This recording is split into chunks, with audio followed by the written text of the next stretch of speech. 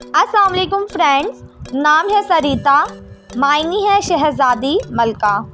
नाम है साबका, मायनी है पहला फतह। नाम है साशा, साशा नाम के मायनी है मददगार साथी। नाम है सदील, सदील नाम के मायनी है पर्दा नकाब करने वाली। नाम है सदीला, मायनी है लंबे बालों वाली या लंबे जुल्फ़ें। नाम है सबीला, मायनी है वाज़िया रास्ता। नाम है सदफ़, सदफ़ नाम के मायनी है रोशनी नूर। नाम है सफ़ीरा, सफ़ीरा नाम के मायनी है सिफारत करने वाली। नाम है बादिया, बादिया नाम के मायनी है हैरत अंगेज़। नाम है बदर, बदर नाम के मायनी है चौदहवीं का चाँद।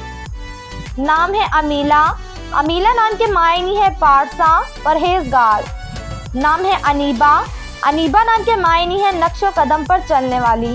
नाम है असीमा, मायनी है सरपरस्त मरकज़ी। नाम है बाज़ला, मायनी है अमीर खातून ख़जाना रखने वाली। नाम है बशमा, मायनी है एक पौधे का नाम। नाम है बसमा, बसमा नाम के मायनी है मुस्कुराहट या मुस्कुराने वाली।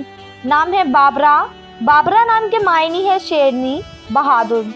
नाम है अदीरा, अदीरा नाम के मायनी है मजबूत ठोस।